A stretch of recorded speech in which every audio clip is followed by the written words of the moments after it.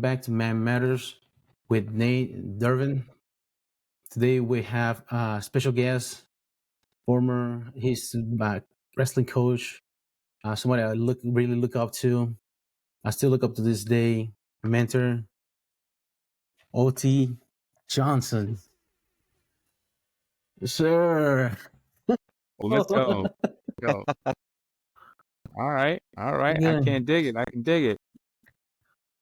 Yes, sir. All right. So I guess y'all want to make do my intro? Yes, sir.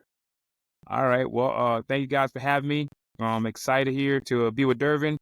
Hopefully we get to reminisce a little bit about the good old days back in the broke and talk some grappling and wrestling connection. So OT Johnson, head wrestling coach, UNC Pembroke. I'm going into my 10th year at UNC Pembroke. I was an assistant coach for a little bit of Dervin's career there, and then a head coach for the back end of his career. I just finished my 13th year as head coach, and then I'm going on to my 14th year as a head coach now at UNCP. It's been an exciting journey, and obviously I get a chance to meet, driven young guys, well, I guess grown men now, like Dervin, on a yearly basis, and I get a chance to be a part of their, small part of their journey as they navigate, high school to college and into the adult world. So I'm excited. Thanks you guys for having me, and looking forward to having a good time with you guys tonight. For sure. Glad to have you on. Your brain, as far as like for your experience as a coach, like because like things have changed like over time. And as a coach of philosophy, like how has it changed? Because like you have been fortunate to have like great coaches also. Like for example, Maurice Atwood is a great coach here in this area, Central North Carolina. And then you had another coach, PJ Smith. Also, you will learn under, and then Jamie Gibbs as well along the way. Like, what would you say, like the evolution as coaching and the values you learn? Yeah. So obviously, and I like to throw a little shout out to Coach Williams as well. He was my high school soccer coach. And I learned a lot from Coach Williams. It's just about being ready when your name is called. As a guy that played soccer my freshman year in high school. Football my freshman year in high school when I thought I was gonna be a football player, and I went to my true love, soccer. It was cool to be back on the pitch and learning from someone, just learning a different way to move, learn a different way to just channel my inner competitiveness. And Coach Williams really taught me a lot about doing your job. In addition to obviously Coach Atwood, who's still like a father figure of mine, and a mentor of mine, a dear friend of mine, and and then obviously Coach Smith, RIP. You just passed away last year. Fun fact: we changed the name of the Pembroke Classic to PJ Smith Open.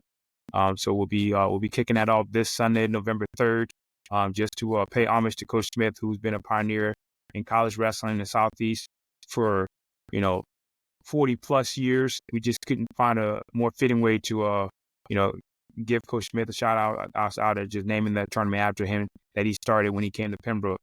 Coach Smith, the guy would give the shirt off his back to someone that needed it. And, I think doing this small little gesture is just a way for us to, as UNCP athletics and UNCP wrestling community, just to pay homage to him and, just to thank him for everything he's done for wrestling in the Southeast and obviously wrestling at UNC Pembroke.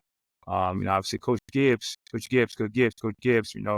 can't say enough about the guy. The guy gave me my first opportunity to, coach at college level, and I learned a lot from Coach Gibbs.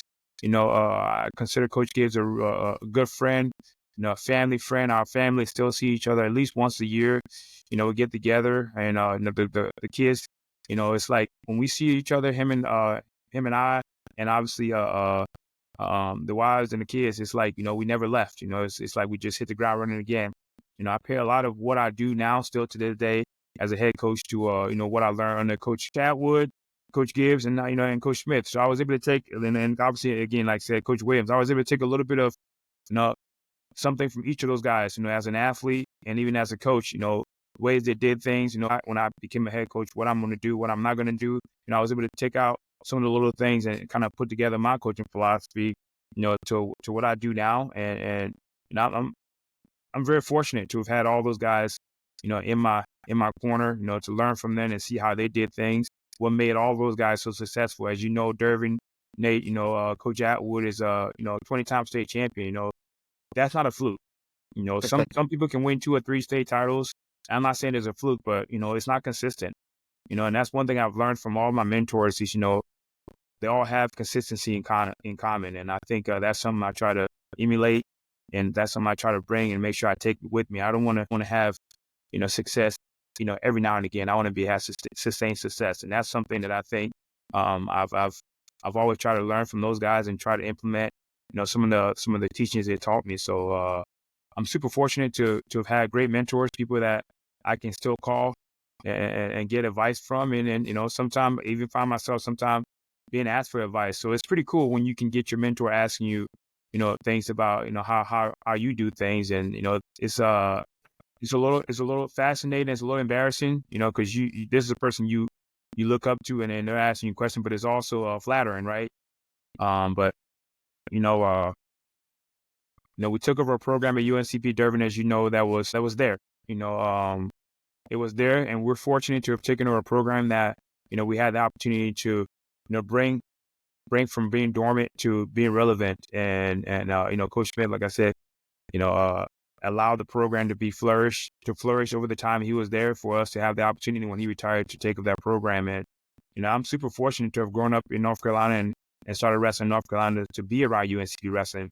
I've been at English in Jones Center multiple years through my high school career, just watching that place, seeing Pembroke, and so I'm very familiar with UNCP. So when I got there, outside of being there on a regular basis and learning about the little areas around Pembroke and learning about how the town is, obviously the Lumbees and things like that. And it wasn't like going somewhere where you get your first job and you're going to a completely different, strange place. So I was very familiar with Pembroke because I've been there throughout high school wrestling at Tar Heel State Classic and things like that. So that was very comforting. It made it an easier transition or an easier move from USCG to UNCP. I hope I didn't ramble too long there for y'all. No, that's good, man. Because you said like that you're doing over a lot of things as far as like the philosophy of those, because changing, like there's a lot of like new things coming up, but like those values that are important, like you instill, that they just over like they go over the test time that you and all Mhm. that. Yeah, man. I mean, I think any coach or any leader for that matter, not even coaching, just in life, in corporation, in jobs and things like that. If you're not willing to adapt, you're going to become a dinosaur. You look at a lot of those, you look at Polaroid, right? Polaroid didn't want to adapt, and now they're making a small little comeback. But can you imagine what Polaroid could have been had they adapt to the changing times of the digital age? They would have been, they would have caught the trend and they would have moved on, and they would have stayed relevant. And I think, I try to always read as much as I can and try to, make sure I'm keeping up with the times. And for me, I'll attribute a lot of my adaptation of time to having guys that wrestle for me that, want to get into coaching. And that's been super fortunate because as those guys get out of wrestling and look to start their coaching careers, they're still young, and they're still in touch with the changing in times, whether that's the lingo, that's the change in wrestling. Wrestling and mixed martial arts have evolved so much from when I wrestled, obviously from when you wrestled, Dervin, and MMA. You look at mixed martial arts. I mean, these guys now, they're proficient in all arts. I mean, and then they have an area that they're dominant in, but they're pretty proficient. You don't see a guy that just really good at one thing and that's it. You see a guy that's really good at one thing and he can still dabble in the other areas and be able to protect himself. Just that's the same thing with wrestling. You have guys now that are, at a very young age that are hitting moves that, just to call myself a dinosaur. If you ready, I wasn't able to hit, going into my freshman year in college, and to see high school kids, sometimes even middle school kids hitting those moves.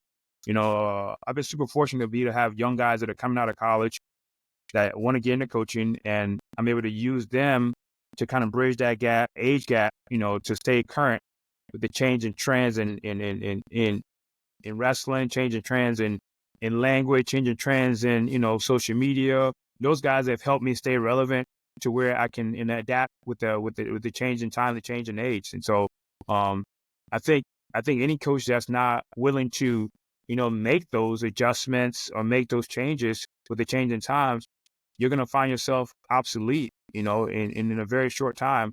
And again, you can fight it all you want, but that's just the reality of the world, not just in athletics, but in business, in leadership, and everything else. So, I've been open to adapting, and again, and it's fun, man. I mean, honestly, it's fun. It keeps me young, and again, I have a high school freshman, daughter that that I'm going to be able to rely on her, one to keep up with the lingo of the kids, and also to see what a high school kid is thinking. Even though she's a female, it's not very far from what a male high school athlete is thinking. So, all those things, I try to make sure I'm keeping myself relevant in that regard. So the changing times, they're here. They're going to come. They're going to go. My hope is I continue to have guys that are, have aspirations of coaching in college or coaching in general, and they want to stick around and get a master's degree and work under me or work with me for a couple of years while they either stay and coach for more than a couple of years, or just get those 2 years that I can with them while they get their master's degree, and again help me with that transition from year to year, and again age group to age group. So I've been super fortunate to have that, man, and I wouldn't change it for the world. Yeah, like I don't know if you're familiar like with the Pembroke for some reason. Like you were talking about some of the athletes they want to be coaches. Like when I see like some of these like wrestling high school teams, some of them like Lumberton, Laney, like here like David County, like you see a lot of like athletes that went wrestling Pembroke. They are in Yeah, contention like one of the top 10 teams in the states. They just happen to wrestle in right. Pembroke too. Yeah. Now, you got Casey Malloy, who wrestled for me, who's at Jack Britt High School, head coach there. Obviously, you got Rashad Saunders that's coaching at Purnell Sweat, like as you mentioned, Andre Adams, who's at Laney. Just there's a handful of guys that are on the high school scene that are UNCP wrestling alums. And again, that sets that says a lot about what we got going on at UNCP. Our guys, we may not be the popular school, but we're definitely a place that, guys are coming, they're learning the joy of teaching the sport. And so when they graduate and go into teaching, it's an easy transition for them because, we try to be as transparent as we can with our guys when they're here learning. So when they go out there, it's easy for them to, make that call back and say, hey, coach, I'm having issues with this. What would you do? How can you help me? And obviously, again, I have no problem, reaching out to them and trying to get them right. I know that's just North Carolina, but you even got a guy down in South Florence, Marcus Montgomery, that's doing this thing, and then you got Rasan Varane that's at North Myrtle Beach that's doing this thing. All those are UNCP alum guys that are a little younger than you, Dervin. But again, I'm super proud to be able to have my high school coaching tree reach that far out, and obviously myself and Coach Gibbs coaching tree reaching very far out, on the high school scene and on the collegiate level. So it's fun to watch your guys grow up and be interested in what you did for them as a coach to want to embark in this coaching endeavor. Yeah, and like to touch back on some of the questions that some of them they reach out to you, like you said, like it's good to keep up with the times, but also there are principles that you would think of, like also you have to stick by. Like what would you say, like those, for example, like things that we look up as coaches, like admires Like, hard work, being on time, and the positive attitude, all those things. yeah, and I mean, as a 18, 19-year-old man, I mean, I'll be 100% honest with you guys. We all fought. We all fought the coaches, and we thought we knew better, right? Yeah. And I think it's really cool when dudes go into coaching, or girls for that matter go into coaching, and and then you get that first phone call. And I've got a couple of phone calls back. I'm not gonna say any names. Coach, I'm sorry. What are you talking about? I'm sorry, man. I know what you're talking about now. So it's pretty funny and it's pretty entertaining to get those phone calls. And I'm like, huh, karma's coming back to get you now. You know, you know, all of a sudden now you think, everything's gonna be fine and dandy. You don't realize what you're doing to your coaches when you're in the heat of it and you're putting them through the ringer. But I mean, when your athletes start to, not necessarily do everything you think they should be doing because you're the coach, it lets you know, hey, punctuality, attention to detail, the cliche things, hard work, dedication, trust, honesty, those little things are all winning formula, winning philosophy, in life, and we try to put it past wrestling, and we try to make sure that it's bigger than wrestling, because at the end of the day, you don't have that many Derek Brunsons that are going to go on to fight in the UFC and then fight in the PFL. 99.99% of our guys are going to have to go out there and get a job, in some other endeavor. And what I'm really proud of is the guys that take what they learn from wrestling and implement it in their personal careers and run circles around people. You look at a Brian Thompson that graduated law school and started working for a law firm, and within 2 or 3 years, he's like, well, I can do this myself. He started his own law firm, and he's killing it. You look at a Shane Nolan. I got an education degree, worked in education for I think 4 years, and now he's doing really well for himself down in Florida, doing real estate and things like that. And the guy doesn't have a real estate degree. He got a Mike Williams, who was a national champion, and he used everything he learned as a national champion. Now he's up there with Amazon and killing it. Doing really well for himself and just learning, self-respect, discipline and those things that, if you, I think Dana White said it, people these days, they're complacent, they're lazy. And if you have a young person that's a savage, they can run circles around these people. And that's what we try to let our guys know, in the real world, you're waking up for a 5:15 lift. Very few people are getting up that early in the morning to do anything, let alone, wake for a 5:15 lift, being told you got to be on time, you got to move this way, this percentage and things like that. When you go in the real world and you start waking up at 5:15 to get to work early, and the rest of your employees or your colleagues are not getting there till 8 or 9, you've already worked 2 to 3 hours before they ever get there. I mean, can you imagine how much more work you can get done? And before you know it, you're the one that's being called for that promotion. You're the one that's, getting that salary raise and things like that. And so those are the things we try to let the guys know. Do we want them to be winners on the mat? Absolutely. But at the same time, there's 10 varsity spots. And, from a winning perspective, every single guy on our roster from 1 to 60 something that we have now has a job to do.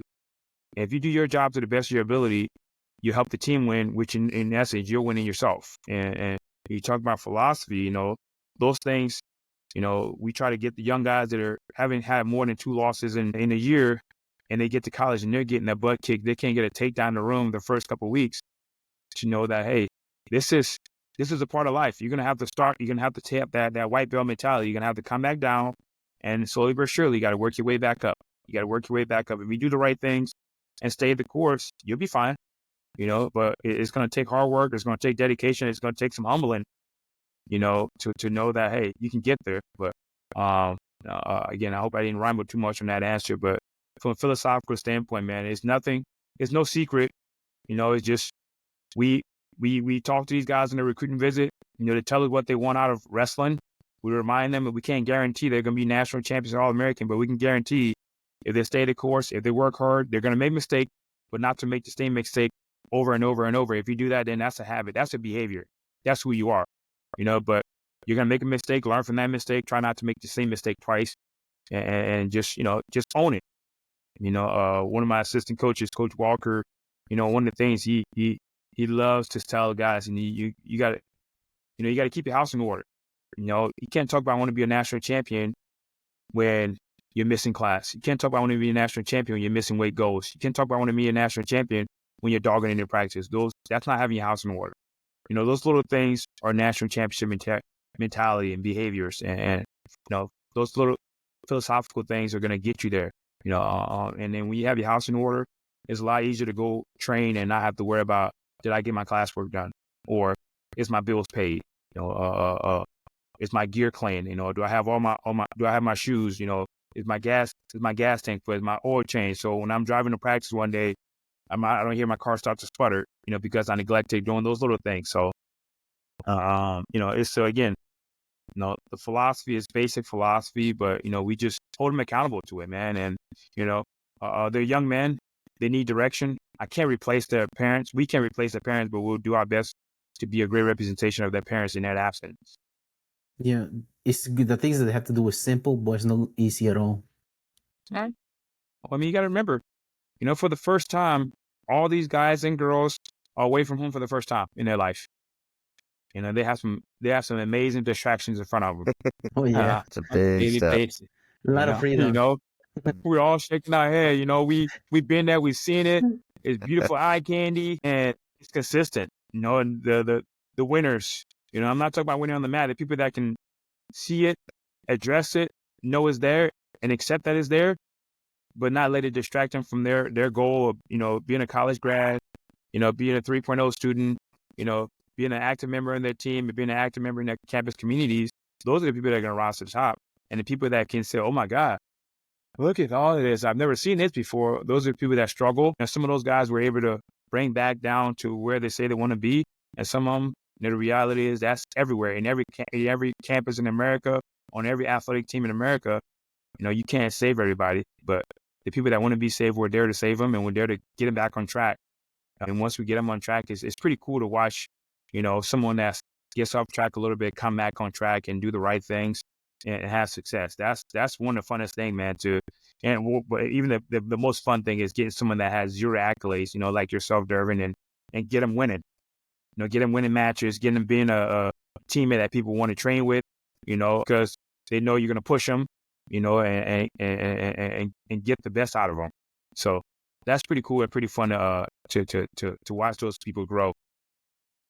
Yeah, because along the way there was few guys, man, they were like really, really talented, but man, they just don't buy into the program. They have a lot of distractions going on.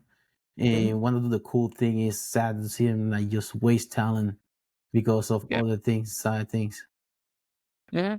You know, you guys heard the whole hard work wins, hard work beat talent when talent doesn't work hard. You know, Yes, that's the sir. same in the real world. I mean, you can only fake it for so long, you know, because once you start getting older, everybody may not be as talented, but people are going to take advantage of the resource they have. Same thing in the real world. You know, same thing in the working world. If the boss said, "Hey, everyone has a chance to get to this level," you know, well, you might be talented. And you might say, "Well, I'll do it when it gets closer." But the guy that's not talented, he's gonna be the tortoise, right? And he's gonna slowly but surely put his feet one in front of each other, one at a time. Before you know it, you're way at the beginning, and he's way in front of you, crushing it, killing the game. Now you have to play catch up. You know, and Nate Dervin, I mean, the sad reality is, you know, no one wants delayed gratification, you know, and this generation, and I'm gonna say it, this generation, they're soft, you know, and the problem is not this generation, it's the parents of this generation kids. You know, whether the parents didn't get what they wanted as an athlete or as a student, you know, and they wanna, you know, you know, protect their kid every step of the way, which is not cool because hey, their kid's looking up to them, right, to lead them. So if every time your kid has a little bit of adversity, you jump in front of adversity to prevent the kid from going through it, when they get to college, they're not going to know how to act, you know, and they're going to fail, you know. But if you allow them to fail, be there to help them, you know, not fall flat on their face, but you know, but at the same time, you got to let them fall. You know, you see some guys that are not super talented, but have been through the grind, you know, have success, and we love those type of guys. I mean, again, you know, I'm obviously I'm gonna give you your prop, Dervin. You weren't talented like some of the guys we had. Some of the guys you saw, like, man, I wish I had half your talent. Now, same here. You know, I wish I had some of those guys that I've coached have their talent, man. You know, I could close my eyes and win a national title, but you know, unfortunately, God didn't give me that kind of talent, and God gave me what He gave me, and I made the most of it. Was it easy to pick out the people that were going to work hard, to, you know, the ones who are going to put in the work the whole time? Or No, man, no, and that's the nugget, right? It's like you have guys that clearly have great accolades, and you have guys that have, you know, you can see guys that, hey, this kid looks like he has something. You know, he may not win the tournament, he might finish fourth or fifth at the tournament, but you know, he's always placing. You know, he's right there placing. You know, depends on what state you're from. You know, in wrestling, obviously.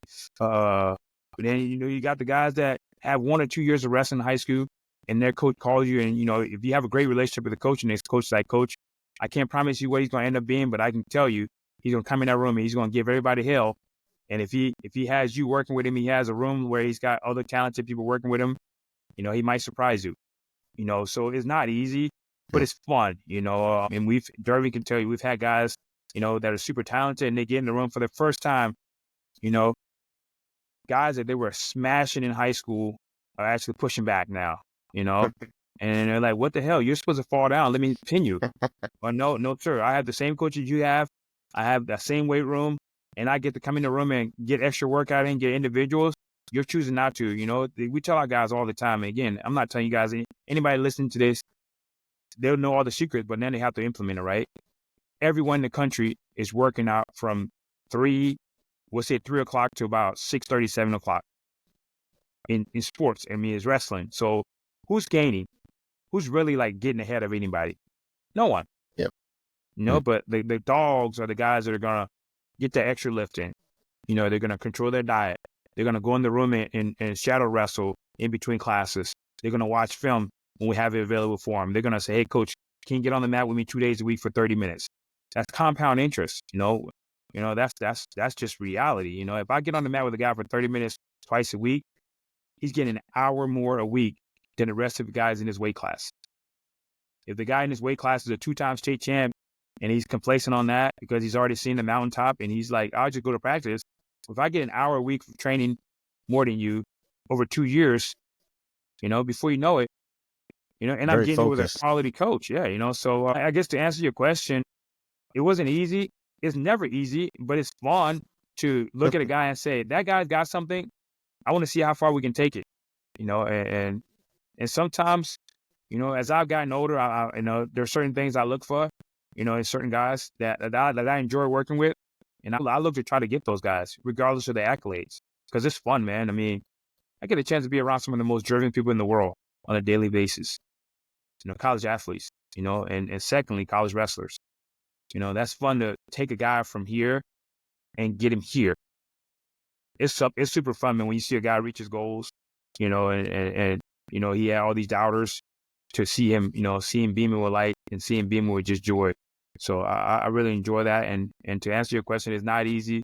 There's no secret formula, but it's pretty cool when you hit on, you know, 2 or 3 of those guys in the same recruiting class. Yeah. Yep. That's pretty cool. I'm curious, like when you first got into coaching, at what point did you realize you liked coaching? And because I mean, the joy you're talking and describing from, you know, teaching these guys, I imagine you don't feel that at first. So like, what got you into coaching initially? Well, I actually felt that, and that's what like got me intrigued. So I got my associate's degree from Kobe Community College, which is where I met my wife, in television broadcasting. I wanted to be a broadcaster on ESPN. I went to Reynolds High School my first 3 years, and that's the same high school as Stuart Scott, who was on ESPN, right? And so I wanted to be a broadcaster. So I got my associate's degree in broadcasting, and when I went to USCG, I was doing broadcasting, and it just didn't feel right. You know, so Coach Jason Lukitas was the assistant coach there at the time, and he was running the Yes Wrestling Club. And I was in there helping out a young man with, you know, some technique, and we're going over some stuff, going some stuff, and they finally got what I was trying to teach him, and you can see a light bulb go off, and like that, like aha, I got the same feeling, like, oh my God, I just made him feel like that, and that made me feel like that. It's like that little tingly feeling you get when someone gets something that you're trying to show them. You know, and then I didn't really know what it was at that time, but then you know, I kept like going back to that, and I changed my major from broadcasting to youth sports development, and you know, and I just wanted to get that feeling again, you know, and so I chased it for a little bit, and I realized, you know, I didn't want to tell the story. I want to go make the story. You know, I want to be a part of making the story, and that's when I started digging more into, hey, what can I do with this? How far can I take it? And you know, I knew I wanted to get into coaching, and I knew I could do it. I never envisioned being, you know, a head coach for, you know, for as long as I've been, or let alone being a college coach. You know, that was never the goal. But you know, my passion and my joy for coaching and trying to help people, you know, got me here. And I'm honestly, you know, I got an associate degree, I got a bachelor's degree, I got a master's degree, and you know, I get a chance to, like I said, be around some of the coolest and most driven people on a daily basis. You know, and, you know, how many other walks of life and other businesses you get a chance to meet a Dervin Rios that's on the same wrestling team with a Shaheem Bryant, you know, and a Brandon Bradley, you know, Rashad Saunders, Eric Stansel, you know, Dennis Fix, you know, John Clemmer, you know, all those guys from different walks of life, different places, and all those guys get to culminate, and I get the benefit of being around all of them. So that's pretty cool. So yeah, there is no like I guess there's no secret to that. If that, hopefully that answers your question. Yeah, no, that makes sense. That's really cool. Because Yeah, highly I mean, competitive as well nowadays too, as far as like recruiting athletes. Especially like if you go to Virginia in April in the high school tournament, try to get some of those guys they're recruiting from other school. Now they have NIL deals as well. These things are Yeah, well, changing. yeah, I'm gonna chime in there. We're not quite there to the NIL. That's your Power Four Yeah. and your D1s. You know, and again, we've been fortunate, man, to have, you know, the guys you named that are, you know, been coaching high school now for a while. You know, now we're starting to benefit from that. You know, one of our couple recruits that we got on our roster now, one of them that was a starter for us last year, Avi Barnacore, you know, wrestled at Laney High School, but he wrestled at a club with Willie Hilton down at Slough Fox Wrestling Club. You know, so that's the guy that we've watched coming to our camps and our tournaments from the time he was in middle school, you know, to be able to, you know, have a relationship with his club coach and his high school coach made it an easy transition to recruiting him. And then you got a Jackson Buck that's a state champ, undefeated last year. That, you know, I've known Jackson since he was 6 years old. You know, and to now have Big Jackson on my roster, you know, to go to those tournaments, we're gonna keep going to that tournament because it's a good tournament to evaluate talent at. But, you know, when you get to a point, you know, where you talked about earlier, the question you asked about having a coaching tree out there, now we can start, you know, utilizing that coaching tree. You know, my guys gonna be honest, and they're gonna let me know who can survive at UNCP and, you know, who doesn't belong here, because they know what it takes to be a wrestler at UNCP. So it's cool to be able to reach out into the networks and ask those guys, hey, who on your roster or who in your club you think would be a good fit for us? And those guys are honest, man. They're not gonna just send somebody here just to say they have someone in college, you know. But, you know, the Super 32, you know, that's in our backyard. You know, Virginia Beach, our essential say is in our backyard. It's 4 hours away, so going up there is not that big of a deal. To go out there and recruit, and obviously got the local tournament circuit throughout the high school season. And obviously Greensboro going to state tournament too. That helps out a lot too. Again, that's also, you know, 2 hours away. So we get all those opportunities to see a lot of different kids. And you know, used to go down to Disney to watch some of those, to watch Disney duels to kind of get a head start on the next year recruiting class. But now that's changed a little bit. Hopefully, we might go back down and kind of start, you know, evaluating early talent for the next year. But you know, going back to your question about the NIL, no, that really hasn't affected us. When it first started, we had quite a few guys that were doing like brand ambassadors. They were getting like the percentages. If people purchase X amount of percentage, purchase something for a certain site and use that QR, I guess their discount code, they get a little something from it. But, you know, that kind of came and it went, and, you know, now you're starting to get into the real NIL stuff, which hasn't really hit the Division II level, at least not the Division II wrestling level to that same extent that it's hit Division I and your Power 4 conferences schools. Like competitive as far as like recruiting guys out of like trying to get them. Has it affected you? Yes and no. Yes and no. Let's keep it a buck, right? You know, there's still dudes that think they need to be wrestling Division I, and, you know, the reality, if you think you can and you think you want to, you're gonna get an opportunity. You know, now the question you got to ask yourself, you know, are you a Division I wrestler, or you just want to be on a Division I roster? You know, and that's not just wrestling; that's all sports. Yeah. And I guess you can have both. You know, now you got to ask yourself, do you really love wrestling?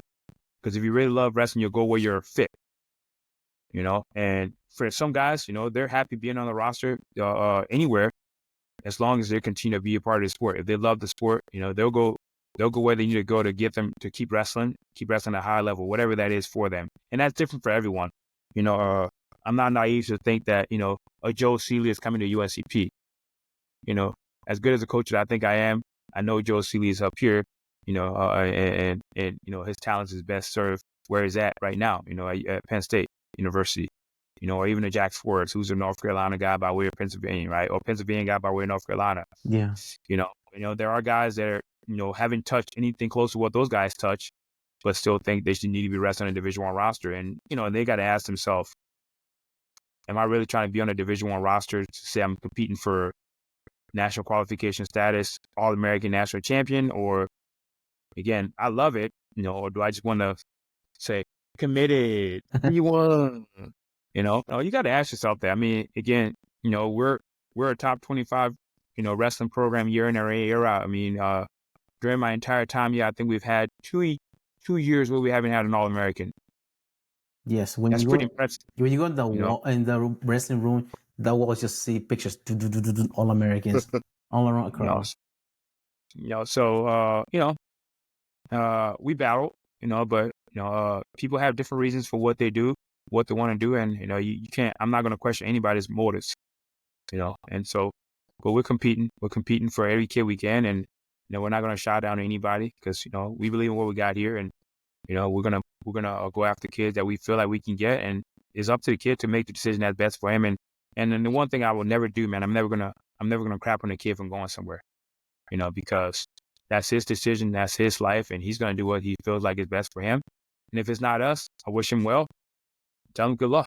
Yeah, Go train get like it. a man. He make a decision like a man, and Yeah. he respect his choice too. Yeah. Just again, sometimes they Yeah. make decisions too. Thing about wrestling is not like other sports, like Division 1, Division 2. Like you get to compete against Division 1 athletes as well along the season, Mhm. which is Mhm. good. You want to like compete with Division 1, you get to compete as well in Division 2. Yeah. That is unique with the open tournaments, so that's pretty cool. Obviously there's some invitational tournaments that, invite some, non-Division 1 teams and whatnot. Now with the new Division 1 qualification system that those opportunities are shrinking more and more and more, as you're getting bigger money in wrestling with the RTCs and, these D1 coaches' salaries are getting pretty nice. Oh yeah. Your DT that just signed a, $6 million contract for 6 years. That's pretty cool to see, man. That shows that we can play. You get fewer and fewer division, cross divisional competition. And I hope that changes, to go back to where we could go to the Wolfpack duels and wrestle a handful of Division 1 teams in a day. But right now, the biggest opportunity we get to do that is going to those open tournaments where our guys can see some Division 1 guys to, either put those guys on notice or our guys can be put on notice. Hey, okay, this is what Division 1 is. This you're either here or this is what Division 1 is. You're here.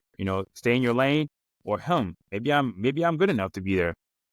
So it serves a lot of purposes, both for the Division 1 teams, for their younger guys that are, trying to get some quality mat time, and then it serves a lot of purpose for our guys that want to see where they stack up against those Division 1 teams. But it's fun, man. It's cool to have a sport that you can do that and and still be competitive.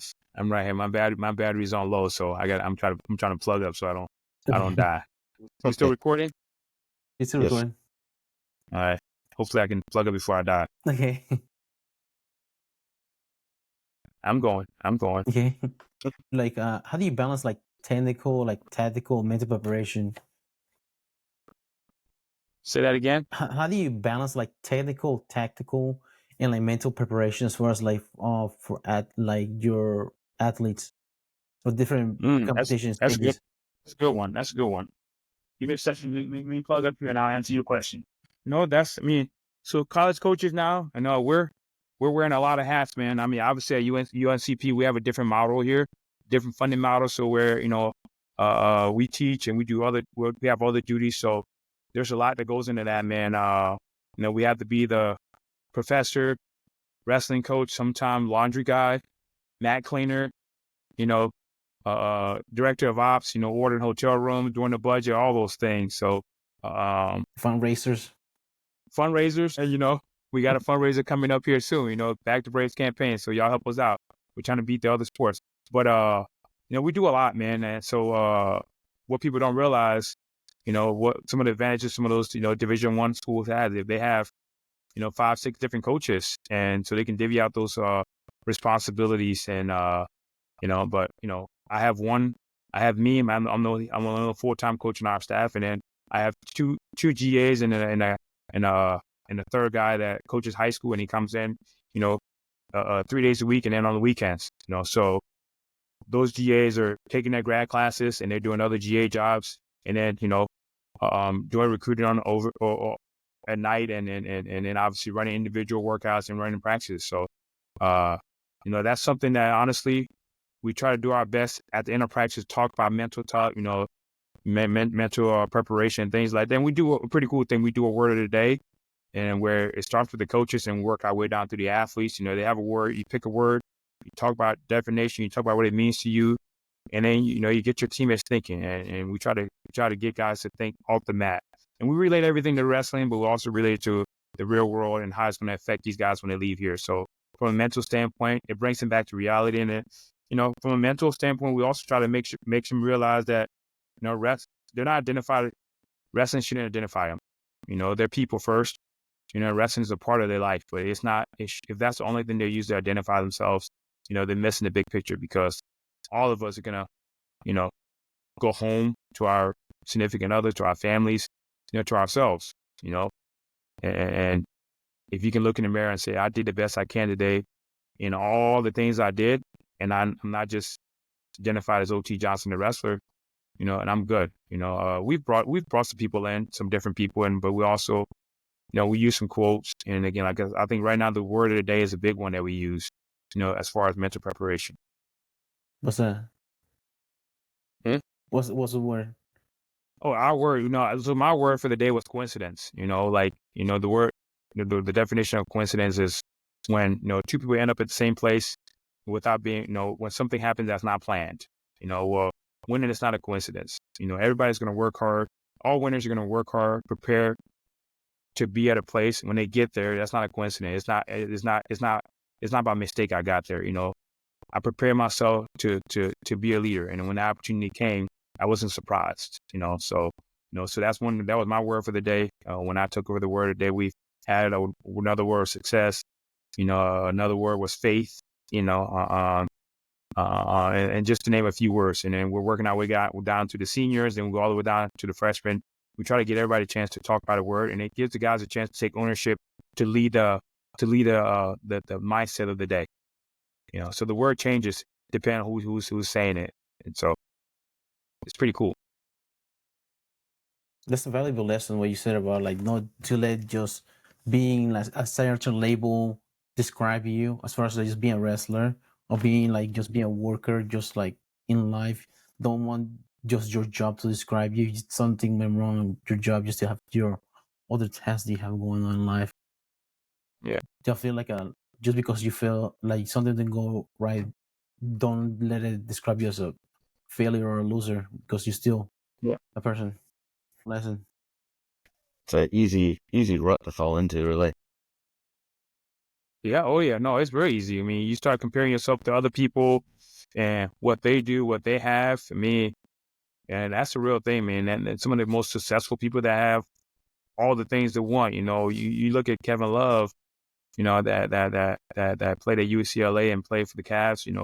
He went to some mental issues there, and he had to come out and let it, talk about it. And, Michael Phelps, obviously Simone Biles, the GOAT, in gymnastics, and just to name a handful of people that are super successful, because people identify them strictly as what they do as sport, and you got to realize you're bigger than your sport, even though that's what, is your bread and butter. That's still a small part of you. And when you leave that arena, there's more in your life than just that thing. So I think that's pretty cool when you can get people realizing, hey, I can become better at my sport if I don't identify completely by it. And if I don't compare myself to what this guy is doing or that guy is doing, and, the success that they're having that I think I need to be having, I can go a lot further, and I can compete and train with a lot less pressure and weight on my shoulders. That's really interesting. Do you think, so is that kind of the mentality you're trying to get guys to have, to get rid of the nerves before competition? Because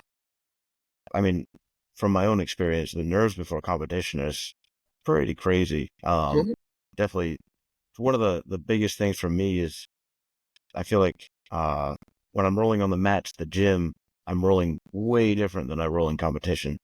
So you're just trying to get that mentality that, this isn't, I don't know. Is that, what different things do you walk them through?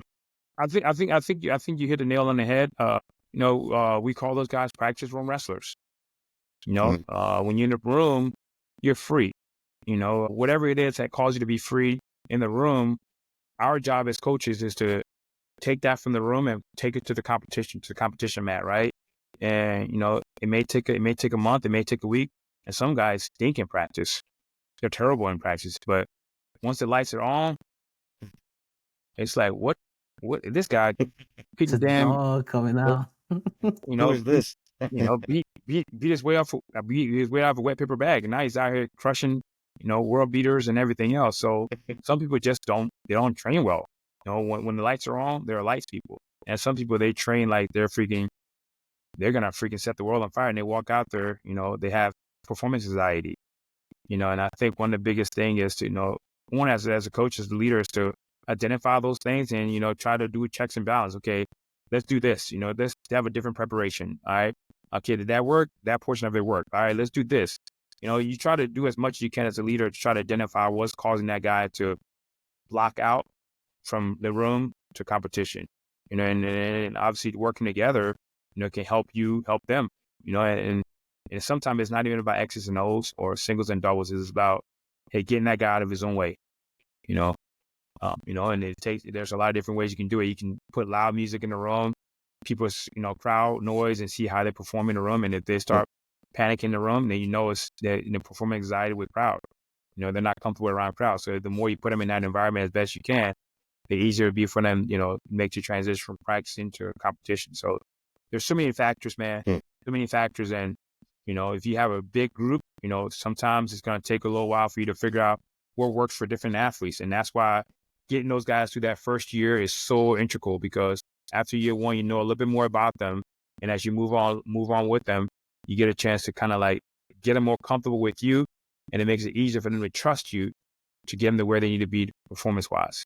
So again, like anything else, there's no magic formula. It's just about relationships. Trusting your coach. I never won a national title in anything, and so I've been around a lot of national champs. I've coached national champs. I've been around people that are, winners, and I'm not too good to learn from anybody. And anybody I get around that's doing at a high level, I try to pick their brain, and so I think that's what makes a good coach. That's what makes a good leader in business and everything. That makes total sense. That's gotta be kind of the probably the fun and the frustration of it. Probably is all these different things you have to learn about everybody. Yeah, you hit the nail on the head there. It is fun and it is frustrating because, as a dad, I wake up trying to make sure my kids see me being, successful, or, see me, being, having a positive mindset, and as a coach, same way, I wake up trying to figure out how can I motivate, how can I, help my kids be better, how can I help my athletes be better? That's my every waking goal, every day, is what can I do to push, what kind of buttons do I need to push to get the most out of my athletes? What kind of buttons do I need to push to get my athletes out of their own way? And when you leave work each day, it's not like your regular 9-to-5 job. You can't leave your job at work. You take your job home. I mean, who'd have told me that when Durbin graduated, this would be the last time I spoke to him? Well, I'm still coaching Durbin. I'm still getting him on the phone and, talking about different things and, trying to help him be better at his craft, trying to, give you some nuggets so you can grow your podcast and things like that. So,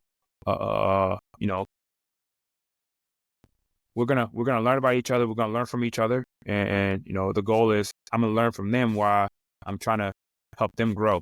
So the frustrating part is you're not gonna be able to reach everyone, but the fun part is when you don't think you reach someone, they call you 5-10 years later and say, "Coach, I get it," and that's pretty cool. When it's after the wrestling fact, right?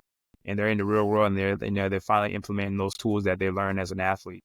Clicks along the way. Yeah. It's almost like you get tested and you don't see that's right there in front of you.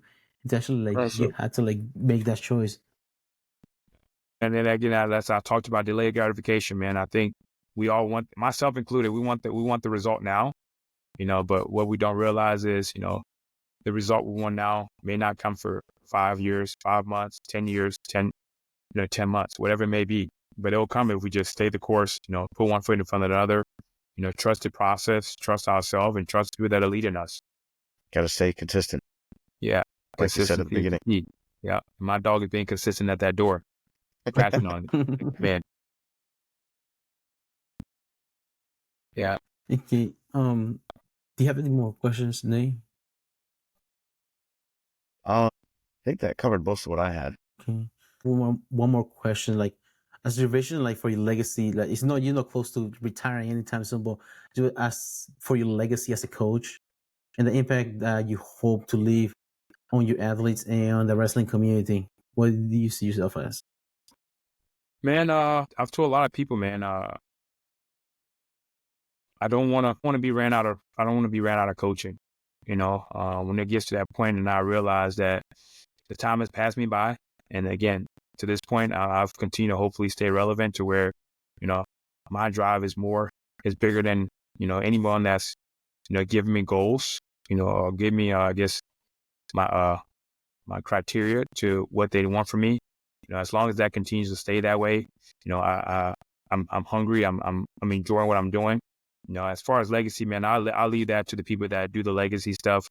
I want to continue to just impact young men, impact young women, college athletes, impact my kids, be a good husband for my wife and be a good role model for my daughters. As long as I'm doing that and I'm being aware of my mistake and correcting my mistake, just like I asked my guys to, man. I hope I continue to impact guys every single day. And it's not gonna be all peaches and cream. I'm gonna make a mistake. I'm gonna own up to my mistake, just like I ask my guys to make mistakes. When they make mistakes, to own up to their mistakes. And I just hope that however my guys feel about me in the moment, that they know that I'm genuinely doing it for their best interest and for our best interest as an organization. And that we're in it together. They may not think it in the moment because at 18, 19 years old, we didn't think the coach knew what he was talking about or that he wanted what's best for us. And I guess the legacy I hope to leave is, I get to be invited to all the weddings. That for me lets me know that I truly made an impact on your life. All the other things, man, they're window dressing. When you can make an impact on a guy's life enough to where he can, send you a birthday card or send you a pregnancy announcement, you really touched him, in a bigger way than just wins and losses. And then, wins and losses are cool too. Yeah. Thank you very much for coming to the podcast. Like, thank you for being a great coach and a mentor, and like you're really nice. You're like a great person, and like, and there's not enough words to describe being a great person that you are. All right, man. Well, hey, man, this is pretty awesome, man. I'm sure you guys are gonna let me know when the pod is gonna drop. I would love to share this thing and get you guys some pub. So you guys keep doing your thing. Keep putting Matt Matters out there and let people meet some awesome guests that you guys have coming on. I appreciate you guys having me on. Looking forward to like I said, helping you guys drop this thing and getting some clicks. Yes, Thank you so much. Yeah, funny you say that on positive right here. Again, for matters to us on Spotify. We are on Amazon Music, YouTube, iHeartRadio, iTunes. Like, subscribe, share, whatever you want to do. And till next time, peace. See you. Go